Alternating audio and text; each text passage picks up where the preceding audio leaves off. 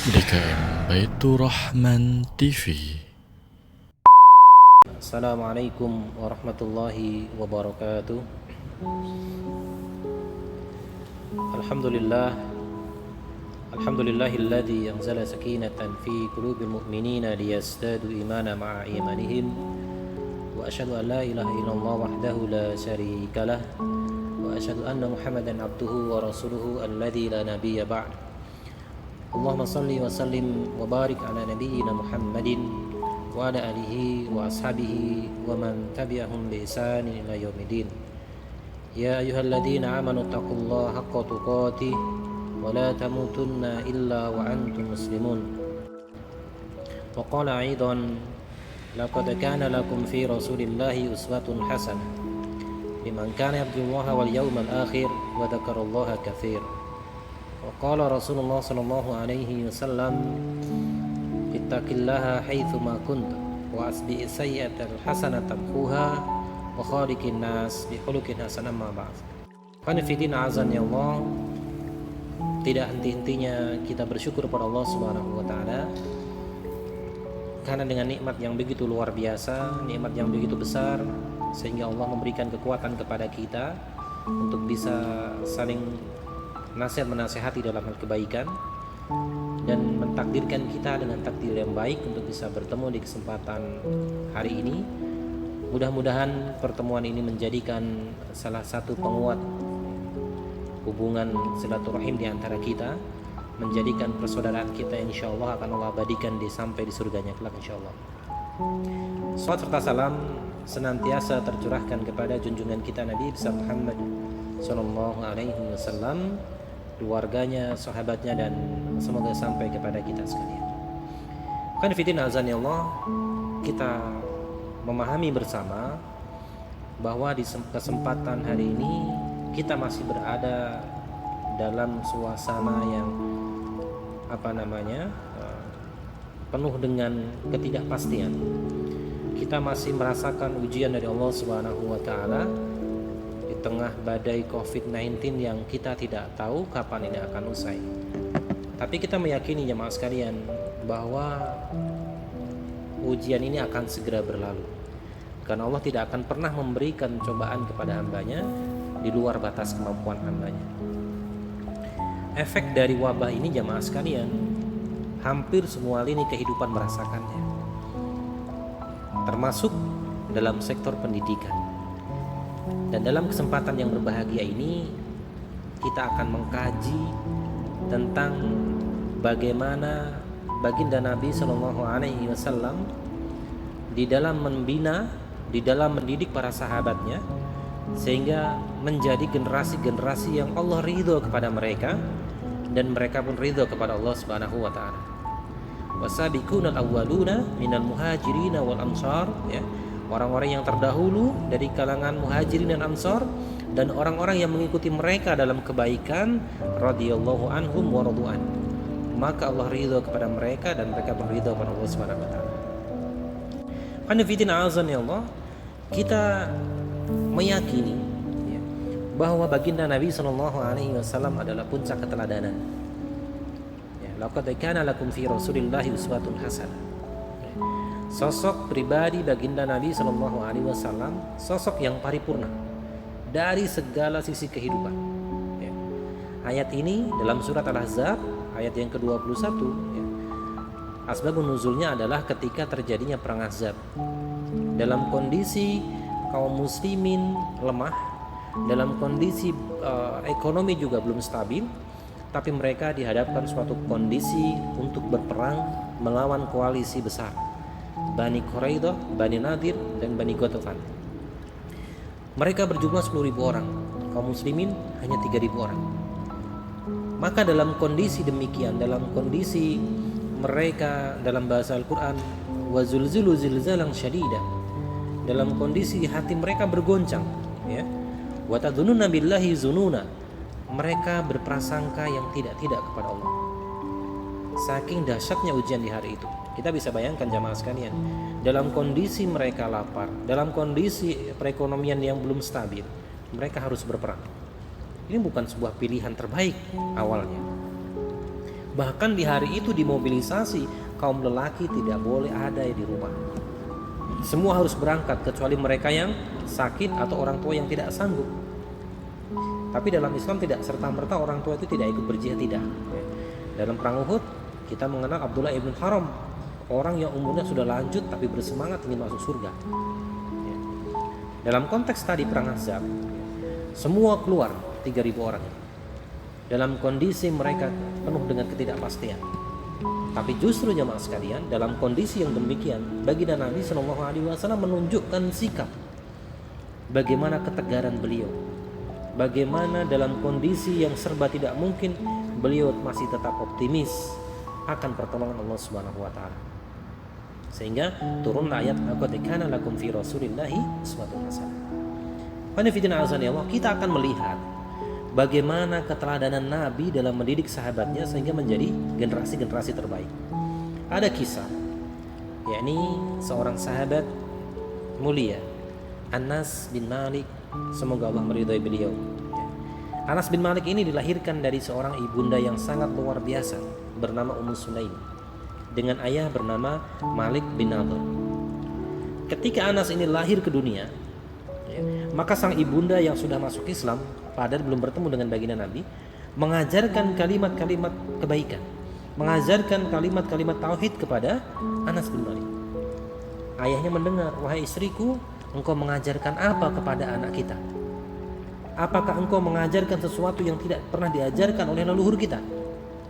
Maka sang istri menyampaikan, wahai suamiku, aku justru mengajarkan kalimat-kalimat yang terbaik untuk anak kita.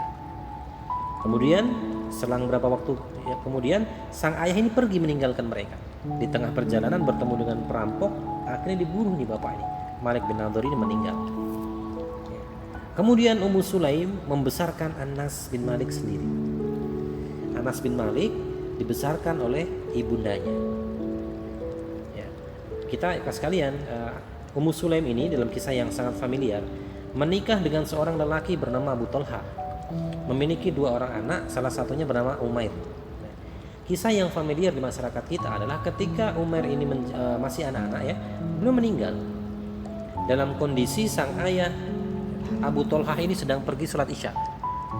Sebelum suaminya sampai rumah, maka sang bayi sang anak kecil yang meninggal ini diselimuti oleh ibundanya. Suami datang kemudian dijamu di makanan yang paling nikmat, kemudian mereka dijamu berhubungan suami istri dan lain sebagainya. Itu Ummu Sulaim ini mengatakan, oleh suamiku, bagaimana pendapatmu ketika ada orang menitipkan barang kemudian akan diambil tapi orang yang dititipi ini tidak boleh? Apa kata Abu Talha? Itu zalim, karena bukan miliknya. Maka Ummu Sulaim menyampaikan, wahai suamiku, hari ini anak kita diambil oleh pemiliknya, Allah Subhanahu wa taala, maka tidaklah pantas kita menahannya. Maka sekalian, Dr. Mahmud Al-Misri dalam Ashabur Rasul, dalam kitabnya Ashabur Rasul menjelaskan bahwa tanah yang subur itu akan melahirkan tumbuhan-tumbuhan yang subur. Ummu Sulaim seorang ibu yang solehah yang luar biasa, maka pantaslah lahir seorang anak yang luar biasa. Kita kembali kepada Anas bin Malik. Kemudian Anas bin Malik ini setiap hari tidak pernah terlewatkan, selalu diceritakan tentang sosok pribadi Nabi SAW. Sehingga dalam benak Anas bin Malik, satu tokoh dalam hidupnya yang paling dia kagumi adalah baginda Nabi SAW. Padahal belum pernah bertemu. Setiap hari diceritakan, waktu terus berjalan. Sesuatu yang terulang-ulang dikisahkan itu akan membekas kuat dalam pikirannya Anas bin Malik. Kalau ditanya siapa idolamu, pasti idolanya Nabi Muhammad SAW. Sampai beliau bercita-cita ingin ke Mekah bertemu dengan baginda Nabi. Tepat di usia yang ke-10 tahun, jemaah sekalian, ada kabar bahwa baginda Nabi akan datang dengan Abu Bakar. Maka penduduk Madinah menyambut. Ada yang punya makanan, dikeluarkan makanannya. Ada yang memiliki binatang-binatang ternak, hewan-hewan ternak, dikeluarkan. Semua mereka punya, dikeluarkan, akan diberikan kepada baginda Nabi SAW. Kemudian datanglah seorang ibu membawa anak kecil, bertemu dengan Nabi. Ya Rasulullah, aku tidak memiliki apa-apa, aku tidak memiliki harta seperti yang lainnya, tapi aku memiliki Unais. Apa Unais? Anak kecil aku berikan kepadamu, jadikan dia pembantumu. Maka Anas bin Malik begitu gembiranya dipertemukan dengan idolanya. Sampai sang ibunda yang solehah ini meminta, ya Rasulullah, doakan anak saya. Maka didoakan, ya Allah, jadikan Anas ini orang yang banyak anaknya, banyak ilmunya dan banyak hartanya. Beliau umurnya lebih dari 100 tahun, anaknya lebih dari 100. Kemudian beliau apa? Kuat dalam hafalan hadis. Ilmunya luar biasa. Kita mendengar seorang ulama, Muhammad Ibn Sirin. Ini seorang ulama tabi'in besar. Ini adalah produknya Anas bin Malik. Beliau lebih meriwayatkan dari 2286 hadis. Jadi luar biasa doa Rasulullah SAW. Kemudian jemaah sekalian, Anas bin Malik ini tumbuh dalam pendidikan Nabi, dididik oleh Nabi. Hingga suatu saat Nabi ini memiliki berkeinginan ingin membeli sesuatu. Maka Anas bin Malik dipanggil, wahai Anas, tolong belikan aku sesuatu. Anas ini pergi. Namanya anak kecil, 10 tahun umurnya, keluar dari rumah, pas di jalan bertemu teman-temannya yang sedang main. Maka dia langsung gabung bermain. Baginda Nabi nungguin, lama aku gak pulang nih Anas. Kemudian didatangi, ternyata dicari, kemudian ketemu. Maka Anas bin Malik ini dipegang pundaknya, wahai Anas, selesaikan permainanmu, setelah selesai lanjutkan apa yang aku pesankan, carikan. Tidak marah baginda Nabi SAW. Kemudian Anas pergi mencarikan. Qanifidin azan ya Allah, pelajaran apa yang bisa kita ambil dari kisah ini? Yang pertama, bahwa tadi saya sampaikan di awal, tumbuhan yang baik itu akan lahir dari tanah-tanah yang baik. Kalau kita ingin menghadirkan anak-anak yang saleh dan salehah, yang kita ibaratkan seperti tanaman-tanaman yang baik, maka lahannya harus baik pula. Kita harus baik orang tuanya. Ya ayyuhalladzina amanu qu anfusakum wa ahlikum nar. Jagalah dirimu dan keluargamu. Diri kita baru keluarga kita. Sekarang pertanyaannya, kalau kita, lebih khusus orang tua, lebih khusus lagi kita sebagai seorang ayah, spiritual kita lemah. Sholat kita sering lewat tanpa kita menyesal, ya.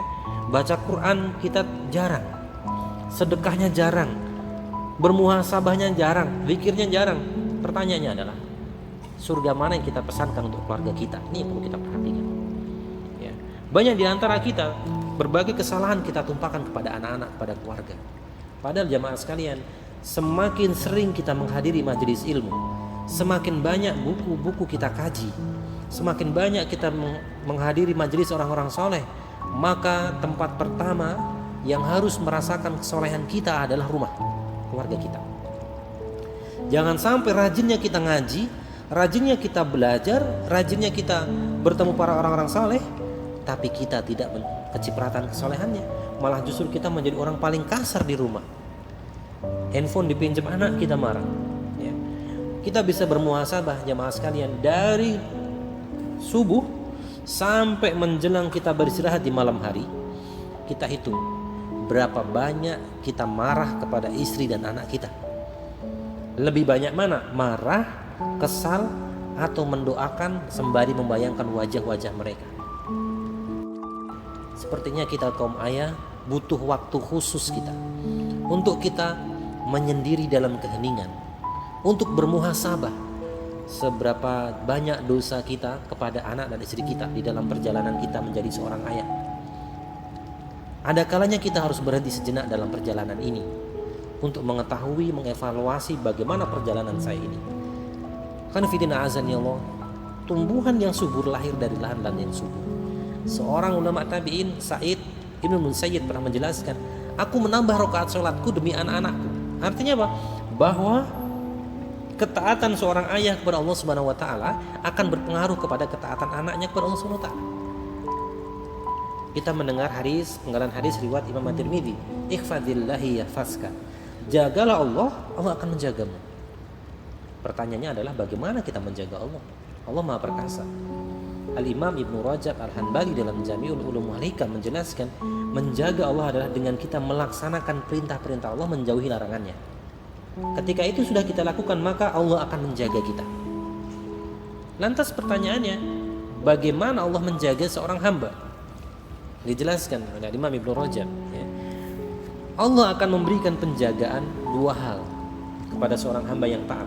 Yang pertama, Allah akan menjaga dunianya, dijaga anaknya, kemudian istrinya, keturunannya akan dijaga oleh Allah Subhanahu wa taala.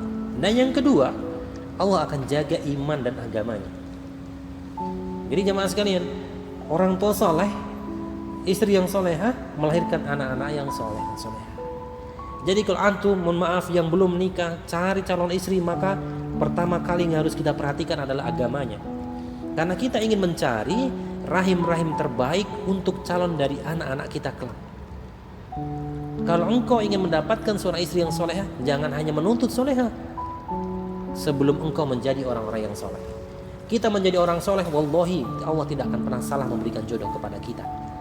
Kita orang-orang yang soleh, maka Allah siapkan, Allah hadirkan istri-istri kita yang soleh, insya Allah. Ya. Jadi kalau hanya obsesi kita kecantikan nggak lama, harta nggak lama. Tapi kalau agama, luar biasa. Kita bisa menganalisa. Barangkali ada di antara kita jamaah sekalian yang menikahnya sudah 10 tahun, 20 tahun, atau bahkan lebih dari itu. Fisik seorang perempuan ketika menikah, dia cenderung turun karena energinya sudah diberikan kepada anak-anaknya. Kecantikannya mulai berkurang, wajahnya mulai keriput. Wanita lebih cepat mengalami penurunan. Pertanyaannya adalah, apa yang mampu membuat kita bertahan dengan istri? Apa yang mampu membuat orang kok sampai bertahan 10 tahun, 20 tahun, bahkan sampai wafat, sampai purna mereka dalam pernikahan? Satu, keimanan. Coba kalau mereka nggak punya iman, rumah hanya dijadikan tempat singgah, maka godaan-godaan iblis akan luar biasa, menjadikan sebuah ungkapan rumput tetangga lebih hijau dan lain sebagainya. Kenapa? Karena imannya lemah. Sehingga ayyuhal ikhwah, wahai kaum bapak, kaum ibu, wahai kaum lelaki, ya, ingin mencari pasangan hidup, cari agamanya yang kuat. Wahai kaum akhwat, kaum wanita, kalau mencari pasangan, pertama adalah agamanya. Agamanya ada, dunianya akan mengikuti. Engkau mendapatkan suami yang kaya raya, yang tampan, tapi tidak memiliki iman, bersiap-siaplah, engkau akan dikecewakan. Ya, kenapa Allah saja ditinggalkan, apalagi seorang wanita, seorang manusia, akan lebih mudah. Jadi pelajaran pertama jamaah sekalian, hebatnya anak sangat dipengaruhi oleh hebatnya orang tua di rumah.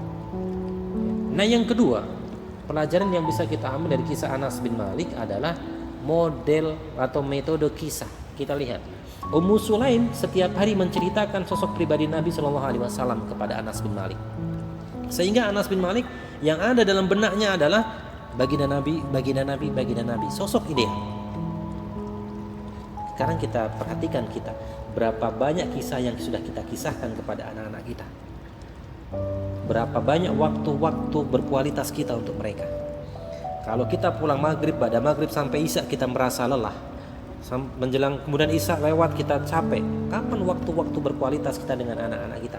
Menceritakan kisah-kisah heroik tentang pahlawan-pahlawan dalam Islam. Terlebih lagi baginda Nabi SAW. Qanifidina azani Allah, model kisah ini tidak bisa kita kesampingkan. Jadi kalau hari ini banyak anak-anak yang belajar di rumah daring, ya, tidak bertemu dengan gurunya, maka peran orang tua sangat dibutuhkan. Kalau ada orang tua yang pernah kuliah pendidikan atau punya basic mengajar, tidak terlalu menjadi soal.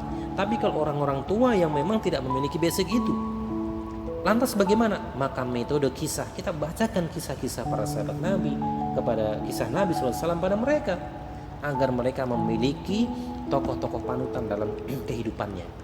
Hari ini kita mengalami sebuah masa yang sangat mengkhawatirkan. Ketika anak-anak kita, anak-anak kaum muslimin tidak banyak mengenal tokoh-tokoh dalam Islam. Kita bisa survei, anak-anak SMA sekarang suruh menyebutkan 10 nama sahabat, mereka akan kerepotan. Tapi ketika diminta menyebutkan 10 nama pemain bola, mereka lebih dari itu. Atau yang perempuan menyebutkan apa? Artis-artis Korea, mereka hafal. Tapi bagaimana sahabat-sahabat yang dimuliakan oleh Allah Subhanahu wa taala? 10 sahabat dijamin masuk surga. Siapa saja? Ini kan tidak kenal. Dan ini mengkhawatirkan. Mengkhawatirkan. Jadi jemaah sekalian, model kisah ini sangat-sangat bagus sekali kita terapkan kepada anak-anak kita. Lantas bagaimana caranya? Gampang. Alokasikan setiap kita gajian, barangkali beli buku Sirah Nabawiyah atau beli buku Sirah Sahabat. Nah, minggu ini Bapak mau baca tentang sahabat Umar bin Khattab misalkan. Pelajaran apa yang bisa kita ambil? Setelah kisah kita ambil pelajaran. Ternyata kita nggak boleh menjustifikasi orang oh kamu pasti masuk neraka, tidak boleh. Kenapa? Dulu Umar itu pemusuh besar Islam, tapi ketika masuk Islam menjadi seorang pejuang. Umar itu perawakannya galak, Umar itu gagah perkasa, mukul orang bisa meninggal. Tapi Umar adalah seorang yang paling lembut kepada istrinya. Masya Allah. Kisah-kisah seperti ini kita kisahkan kepada anak-anak kita. Nah yang ketiga, tadi yang pertama apa? Yang pertama adalah dengan orang tua yang berkualitas. Yang kedua model kisah. Nah yang ketiga, anak-anak tidak akan pernah berhasil ketika dibesarkan dalam nuansa amarah. Anas bin Malik dididik oleh ibundanya Ummu Sulaim, tidak pernah dimarahi sekalipun, tidak pernah. Apalagi bersama Nabi, tidak pernah. Tapi selalu diberikan motivasi-motivasi. Ada kisah yang lain. Bagaimana model motivasi ini menjadi anak berkualitas. Kita mengenal Muawiyah bin Abi Sufyan. Ketika beliau masih kecil ya, bertemu dengan seorang tokoh masyarakat, dipegang, wahai ibu, anakmu ini nanti menjadi pemimpin di negeri kita. Apa kata ibundanya? Tidak. Itu marah ibundanya. Tidak. Tapi anakku menjadi pemimpinnya kaum muslimin, alias menjadi khalifah. Apa yang terjadi? Setiap hari disampaikan itu terekam dalam benak Muawiyah. Hingga dalam sebuah kesempatan berkumpul dengan 4 sahabatnya, Urwah bin Zubair, Mus'ab bin Zubair, Abdullah bin Zubair dan Muawiyah. Keempat sahabat ini saling bertanya, apa mimpimu? Apa mimpimu? Abdullah bin Zubair, aku ingin menjadi penguasa di gubernur di sini. Abdullah bin Zubair jadi penguasa di sini. Mus'ab di sini. Urwah bin Zubair, aku ingin menjadi ulamanya kaum muslimin. Muawiyah, aku ingin menjadi khalifahnya kaum muslimin. Kenapa?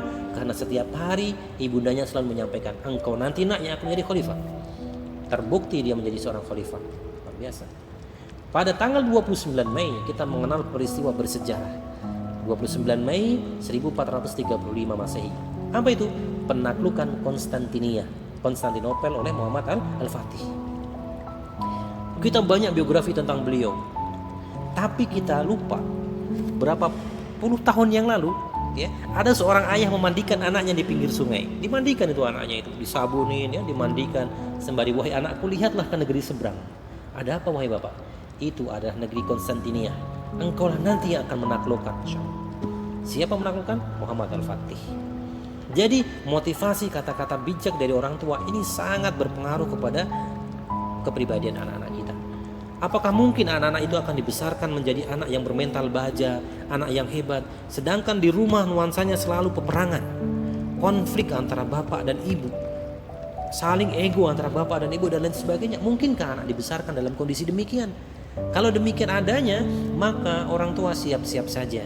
Kita sebagai seorang bapak dijadikan mesin ATM bagi anak-anak kita. Dia butuh, dia datang. Tapi kalau nggak butuh, dia lebih nyaman di luar bersama dengan teman-temannya. Apalagi sekarang kaum muslimin, bahwa bapak yang dirahmati Allah khususnya, kalau punya anak perempuan, maka jangan dilewatkan momentum-momentum emas ini. Kenapa? Bapak adalah cinta pertama anak perempuan kita. Gali informasi sebanyak-banyaknya, ajak mereka curhat, jadikan kita menjadi lelaki pertama yang dia cintai. Ini penanaman akidah mulai dari situ. Dah, pendidikan ke ibu saja bapak nyari duit, misalkan demikian, tidak ya. Banyak di antara kita yang menyerahkan pendidikan buat ibunya saja, bapak tugasnya nyari duit. Kalau demikian, maka kita menghilangkan momentum-momentum emas bagaimana pengaruh bapak terhadap anak-anaknya. Di dalam Al-Quran banyak sekali dialog seorang ayah dengan anak ya. Ada Nabi Ibrahim dengan Ismail ya. Ada Luqman dengan anaknya, dan masih banyak lagi. Artinya peran ayah sangat sentral dalam pendidikan. Jadi jamaah sekalian, barangkali ini yang dapat saya sampaikan dari kisah Anas bin Malik. Semoga menjadi pelajaran besar bagi kita di dalam mendidik anak-anak kita. Kita hanya bisa mengajak, memberikan keteladanan dan sebagainya. Hidayah Allah yang memberikan kepada mereka. Tapi tentunya kita selalu berdoa agar Allah memberikan keturunan-keturunan terbaik dari kita semua, yang kelak mereka akan membawa atau menarik tangan-tangan kita ke surganya Allah Subhanahu wa taala. Ada lebihnya dari Allah Subhanahu wa taala, ada kurangnya dari saya pribadi. Hadanallahu wa iyyakum ajma'in. Assalamualaikum warahmatullahi wabarakatuh.